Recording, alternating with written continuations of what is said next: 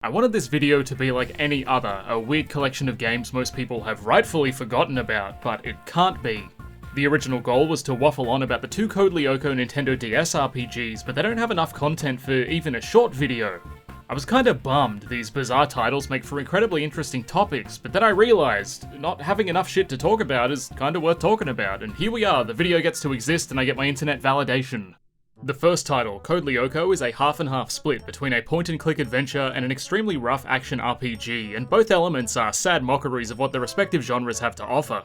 According to the wiki, it covers the first 3 seasons or some shit, but we're ignoring the lore because the giant foreheads frighten me and I don't much care for the French. The point-and-click scenarios take place on campus, but basic movement is a chore as transition points have no cohesion. Each scene has its own bizarre perspective and it's hard to correlate with the static map. You effectively just have to brute force memorize it using the map as a vague guide. Walk speed is also disorienting as the nerdy fuckhead crawls at a snail's pace, but moving vertically is disproportionate to the horizontal movement, so if you zigzag he grows bigger, which makes him move faster. After hitting enough mundane story triggers, you're allowed to actually play the game, which consists of choosing one of the planetoid spacehead monsters and heading to the digital world.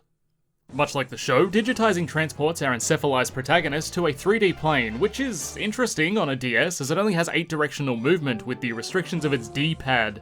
It doesn't mean 3D environments can't work, they just become slightly more of a pain in the ass, especially when the game has a decent focus on platforming, which Code Lyoko does. Areas are traversed through the aforementioned platforming and contextual character-specific interactions, and I think it goes without saying that they both suck. The psycho chick lifts rocks, the pumpkin face with pink hair levitates over some gaps. All it really adds is a trip back to a save point to swap to the correct character, which is just gating with extra steps. Combat consists of mashing the attack button. There's a regular and a special attack, and I think like a third one, but no one gives a fuck. You don't give a fuck, I don't give a fuck. Throughout your painful jaunt, you'll collect Lyoko coins, which can be spent on upgrades for a slightly less sore anus at the end of each map, and that's it, that's the entire game. It looks decent for a DS title, the sprites are passable, and the 3D assets are alright, minus the receding hairlines. To say anything else about it would be a complete stretch, or like reading the back of the box, just a complete waste of everyone's time. Code Lyoko Fall of X.A.N.A starts with some promising changes. For starters, there's about a minute of visual novel shit before you get snapped into the virtual world, and the confusing maps are absent. On campus, there are 3 areas which are really just backgrounds, and you can rotate the maps to partake in a line or 2 of dialogue, but that's it. The game's entirely touchscreen controlled, which is fine. There's nothing inherent to a turn-based JRPG that needs buttons. Like, if any genre can get away with it, it's probably this one.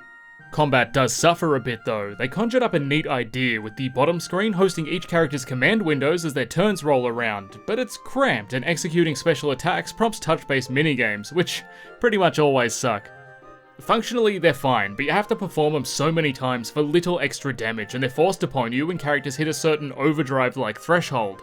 There's some basic equipment variants and level ups, but every battle feels exactly the same, which is a huge criticism coming from a guy who pretty much exclusively plays JRPGs. Moving between battles takes place on vacant maps that only feature 4 things: enemies, gates, switches for said gates, and treasure boxes. Enemies are physically present on the field, but most scuffles are mandatory and can't be avoided by preciously skirting the proximity, which relegates them to little more than healing reminders. Gates block you from moving through them until you find a related switch somewhere, and loot boxes load you up with healing items and sometimes gear. There are items that damage, buff, and there's just nothing. I'm listing off features that every video game has had for the past 30 years. There is nothing to this garbage. It gets kinda challenging during one part where you lose 2 of your party members, but that doesn't last long and it doesn't fix anything because it's the same bland, uninvolved shit over and over. Maps are always the same, you get blocked by a force field, find an accompanying switch, rinse and repeat until you fight a boss which isn't much tougher than the regular encounters, and do it all again. Vehicles, combat in... I'm done. Fuck this shit. The worst thing you can do is be boring. At least if you're horrendously bad, you can appreciate it in like a shit-eating sort of way, but this game tastes nothing of poo. It has no taste at all. It's functional, it works as a game, everything that was intended to be implemented exists, but it feels like nothing is happening and there's no weight or incentive to any of it. Apparently it follows the 4th season of the show, but splitting story crumbs over such a bland, bloated piece of shit seems self-defeating. Why wouldn't I just watch the show? Fall of X.A.N.A has been an extremely humbling moment. It's shown me how normal people see JRPGs, and it's bleak.